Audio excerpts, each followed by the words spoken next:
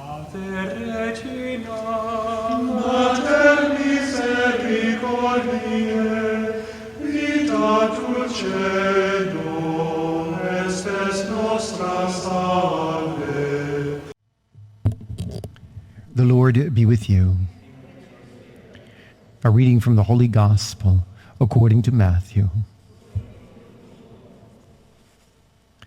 Jesus said to his disciples, "Beware of men, for they will hand you over to courts and scourge you in their synagogues. And you will be led before governors and kings for my sake, as witnesses before them and the pagans. When they hand you over, do not worry about how you are to speak or what you are to say. You will be given at that moment what you are to say, for it will not be you who speak, but the Spirit of your Father speaking through you. Brother will hand over brother to death, and the father his children. Children will rise up against their parents and have them put to death.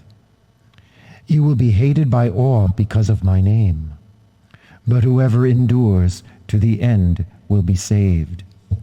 The Gospel of the Lord.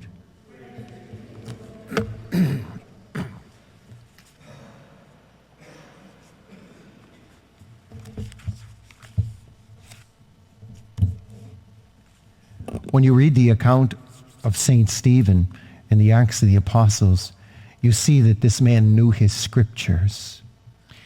And you also can presume that he knew almost every word of what Jesus said while he was around, if not from Jesus directly, from the apostles who were with him. And so it shouldn't have been a surprise that he could be martyred. And perhaps we might consider the same thing. I'm not, suggesting that you go out and make it happen, by the way. But why do we celebrate this feast like right after Christmas? Because it celebrates martyrdom after nativity. That seems strange. The church fathers say that it's the gladness of Christmas that brings together the church's triumph even in martyrdom. And so there's a joy, there's a certain joy in martyrdom, even as we see its horror. Because, of course, when someone dies for the faith, guess what happens to them? Bypass purgatory, straight up, no problem. And besides, it only hurts for a minute. So the strength, the church fathers go on to say, the strength from the infant Jesus is revealed. A strength that's going to be necessary to carry the church through history and to allow the church to carry many through history.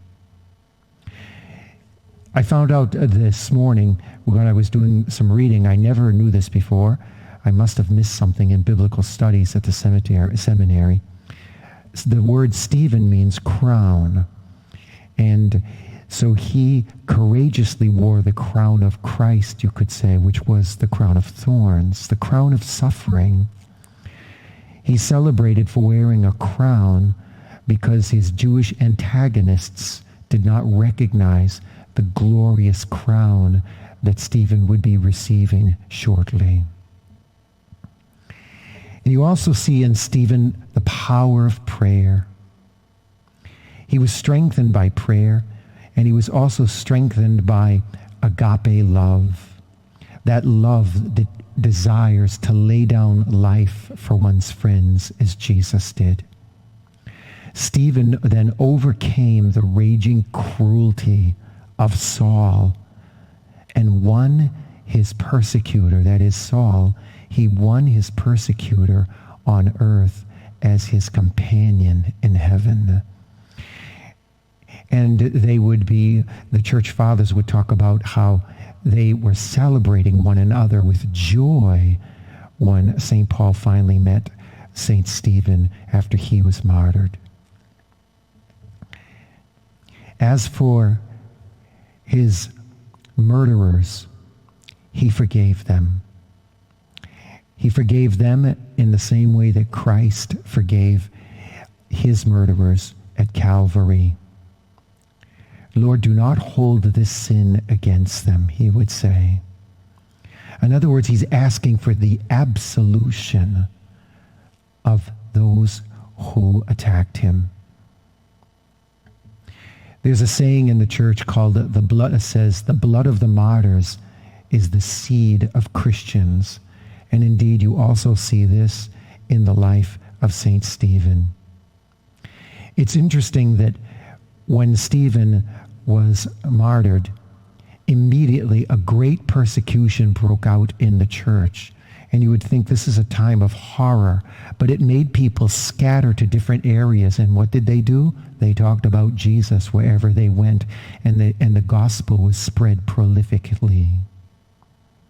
The Christian community scatters, and as they scatter, they proclaim the faith of Jesus Christ.